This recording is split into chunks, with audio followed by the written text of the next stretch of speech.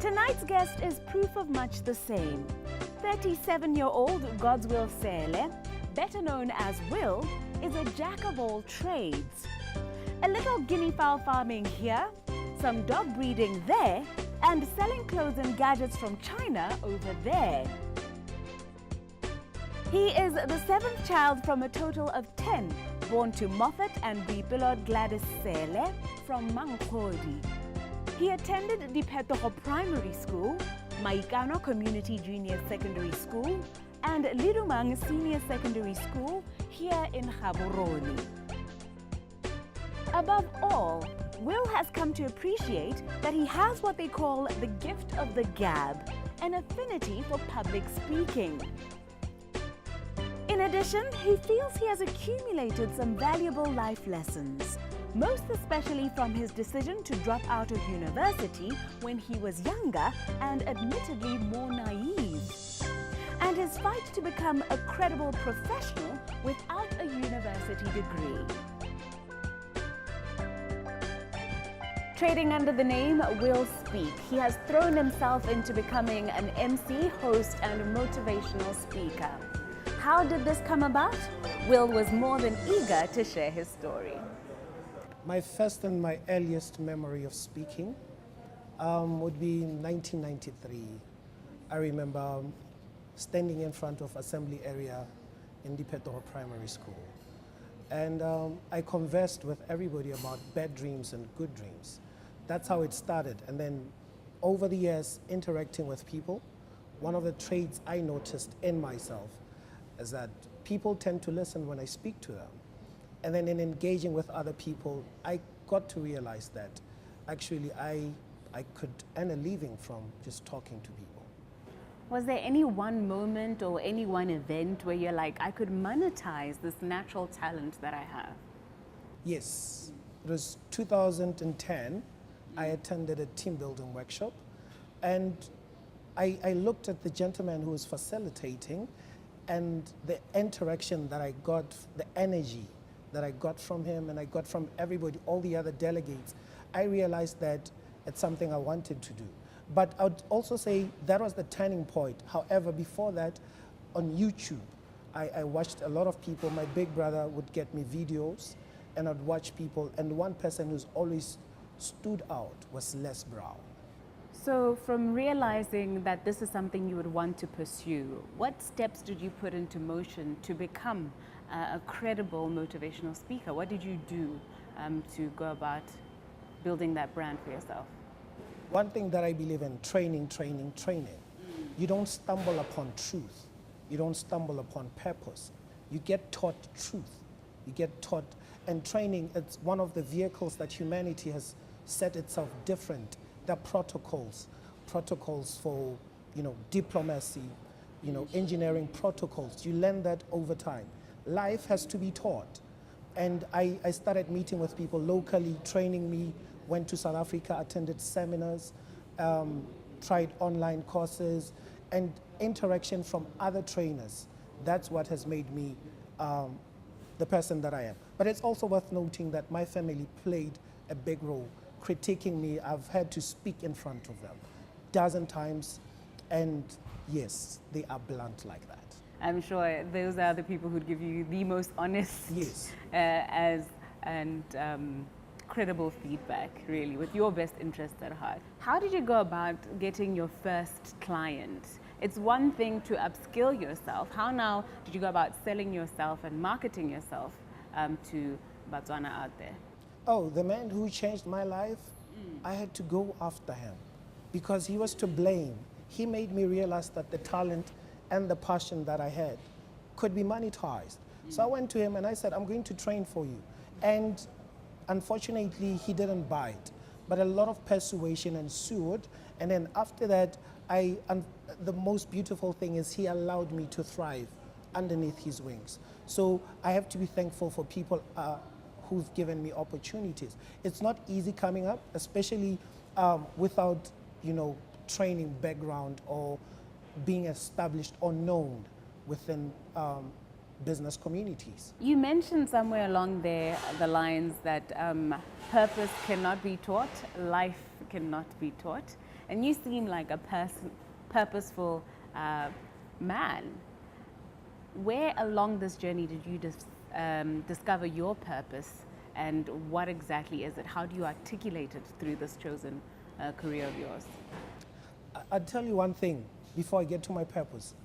We're living in a generation and a time where I see young people who are not excited about turning 30. They only look forward to having a good time in their life if they die at the age of 24. People are in dirt and they don't care to come out of dirt and know why they got into dirt. Or there's so many challenges that people go through. And I'll tell you one thing. I know that part of my purpose is to teach people about their purpose. That's the one thing that I do. I'm a knowledge gatherer, but one of the things that endears me to people in this line, it's also I'm a good student. I've had many good and terrible lessons, some self-inflicted, but throughout my journey, as I learned from other people, it made me a better unifier and a maximizer in other people. So when I meet people, I'll tell you one thing, Nameto. I deem myself a connoisseur of life, of hope, and of faith. That is how I'm able to translate my purpose and teach it and maximize it in the lives of people. And many times people I don't even know.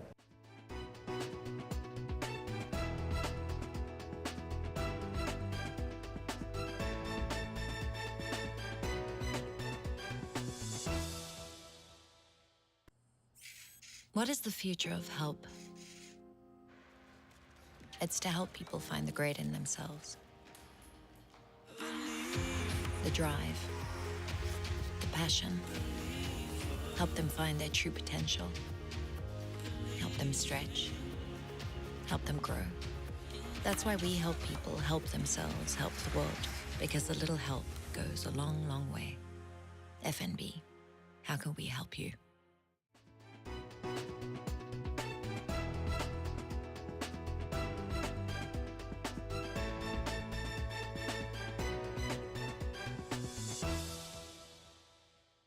Thank you for staying with us as we continue our conversation with Godswill Sele, an MC, host, and motivational speaker about his journey into this profession. You mentioned that it's quite hard to build a reputation for yourself or build a client base. For my viewer at home, what does it take? What does one need to be a credible motivational speaker? There are credentials that clients look for, especially if you want to do motivational work and training. You have to be accredited by Botswana Qualifications Authority. But over and above that, before we get to qualifications, I want people to know that the viewer at home, if the air that you are breathing currently isn't the best breath of air that you have, then you're not yet ready to make pullers. And if you're not ready for the pullers, you're not ready for the sterling.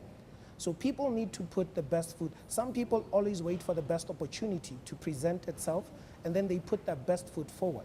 You go out with what you have, you learn, you ask, you make sure that you understand what needs to be done by you, and then you find a way to do it with whatever you have, whatever it costs. You hinted at some stumbling blocks along this journey, some lessons you said you had to learn along the way. Can you single out some of the more prominent extreme highs along this journey, as well as the very lows? I'd say the biggest low in my life was before I started training. It's when I was admitted to University of Botswana and didn't care a thing about the value of education, didn't care a thing to exert myself, and I dropped out of varsity 2002. That was the lowest of my life. However, I'm grateful for the support from my family that I've had over the years. However, the biggest high was when I was subcontracted by one of our local consultants, and I handled an executive team building session for the Bedia team and IFSC just before they merged.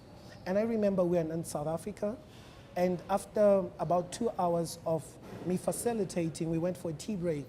I remember one gentleman, I don't remember his name, I just remember he's tall and he's giant. And he asked me, are you a psychologist? That moment, I knew I was onto something. And the craving to get, accredited, to get the certificate, that's where it came from. Because all I've been doing is from reading and researching and my just natural love for knowledge. What is it that you try to get out of your training sessions? Does it differ according to client, or is there an area that you specialize in? I know you've already said you feel you're called to help people discover their own purpose, but is this the focus of your sessions? Can you describe them for us, the kind of work you do? Well, before I engage in the facilitation, I have to meet the client. We have to assess their needs. We have to assess what they hope to achieve from the team building session. And so from that perspective, it's customized to the client's specific needs. However, one of the things that literally draw me is the fact that I believe in a fingerprint that we can develop in Botswana, a signature, a national signature. So I'm hoping to see this grow, a variety of clients, a diverse array of clients, and just to keep customizing talks and trainings to suit their needs. Interacting with people at such a personal and intimate level, as I'm sure sometimes it can become, doesn't seem like the easiest of things. Have there been any major faux pas that you had to really work through and forgive yourself for and get better at? Or did you just jump into the fray ready to go and polished? I'll tell you one thing that I believe. Most failure is planned, because the most dangerous marketer you could ever endear yourself to is the one whom you give your time, your attention, your money, and endorsement to without thinking twice about it. So the most dangerous marketer is yourself. Your confidence can be your biggest downfall, and your arrogance or naivety.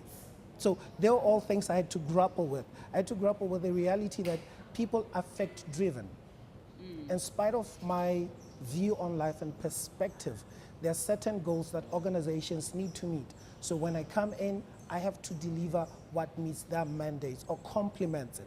But I also have to balance that with not seeming like I'm one of them. Because when when you're engaged by a company, sometimes the delegates tend to think, oh, they just got him.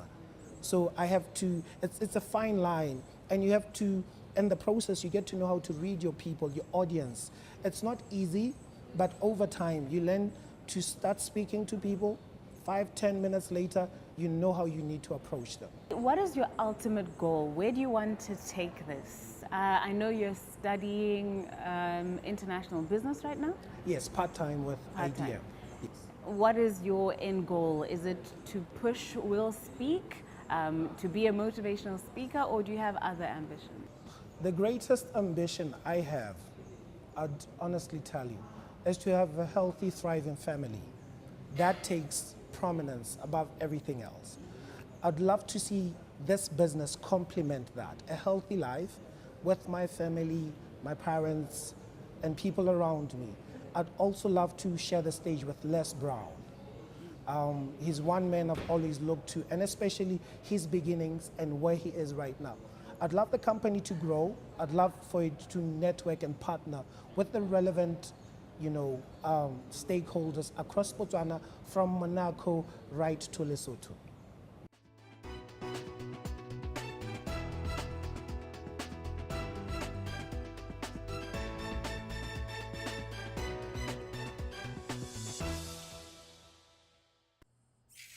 What is the future of help? It's to help people find the great in themselves. The drive, the passion. Help them find their true potential. Help them stretch. Help them grow. That's why we help people help themselves, help the world. Because a little help goes a long, long way. FNB, how can we help you?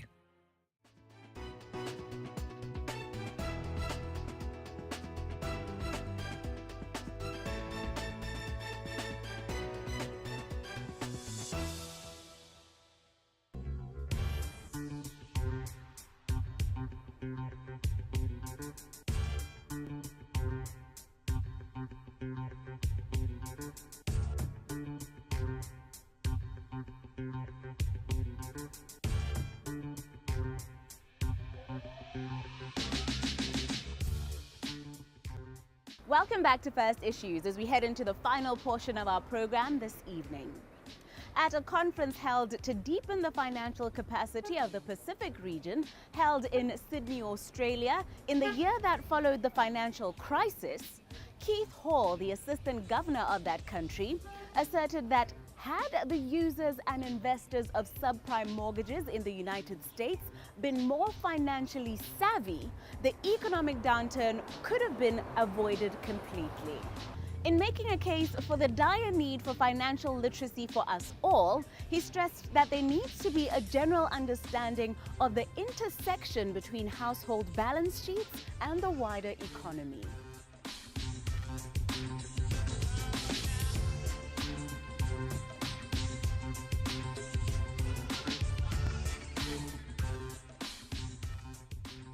Have you ever applied your mind to the way in which commercial banks function?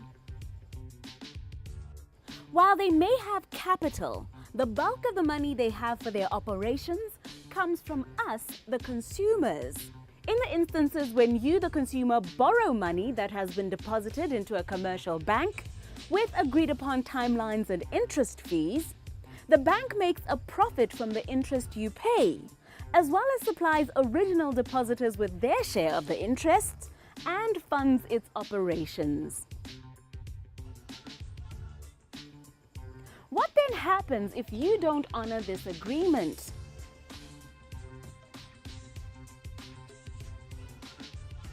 Have you, the loyal First Issues viewer, made the connection between the financial decisions you make within your homes and the health of the wider economy?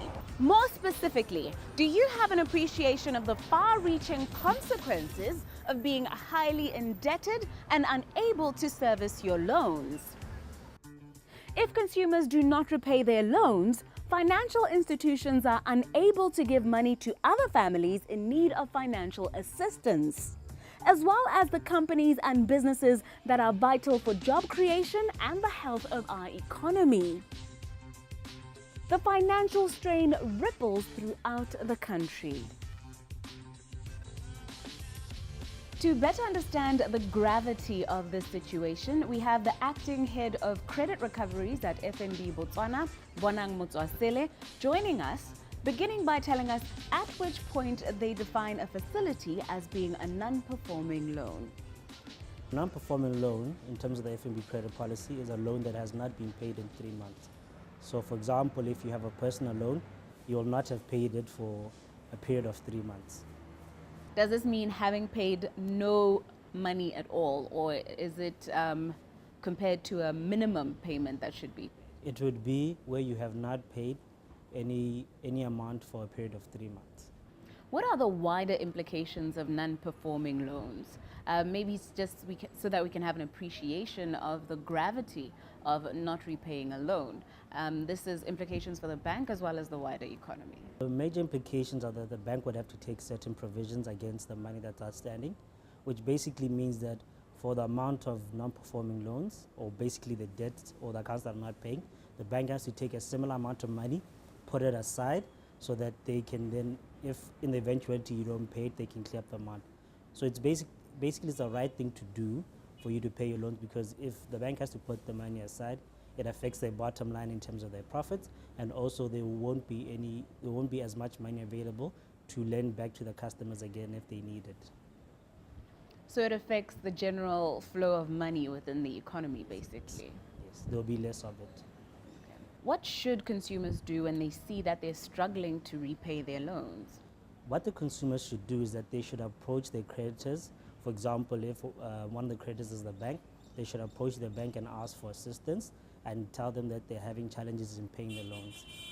For example, in FNB, we have a product called Quick Sell, which is a product that we offer for distressed clients, where if your property is distressed, you can approach us, and then what we would do is that we would put that property into a program and then try and sell it for you for 3 months, and then when we dispose of that property, we would then be able to give you a discount on any amount of money that's outstanding, just as a way to try and help the clients get out of the financial troubles that they're in.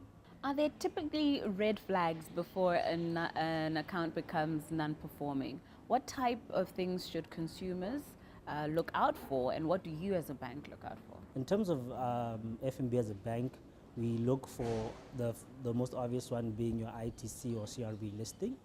That's where you're listed on certain platforms for your non-performing loans. We look at a decrease in turnover. We also look at if you can't pay your accounts correctly, or if you're not paying them on time. We also look at if you then give instructions for certain checks or certain transactions to be stopped because there's no money in the account. What advice can you give to somebody who is struggling, or somebody to avoid getting to the state in the first place? Well, basically what you should do is that you should never lend more than what you can afford. Certain banks have certain thresholds. We normally advise our clients not to lend more than 60% of what they can afford to pay back. But also what you should always do is have a conversation with your financier or the bank, and have a conversation also, we can see how we can help you. In FNB, we have a department that deals with restructuring of accounts that have problems, and it's called the ORM high risk accounts. They will call you. When they call you, please don't run away. Have a conversation with us. We're calling you because we identified some of these certain triggers, and we're saying, look, we see that there may be a problem, or there is a problem. Come and have a conversation with us, and we can see how best we can help you or manage you out of that situation.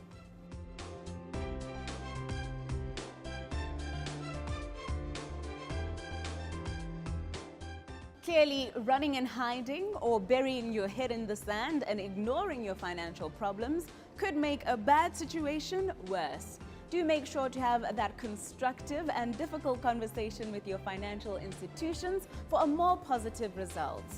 With that, however, it is good night from me, Namitso Semakula, and the First Issues team.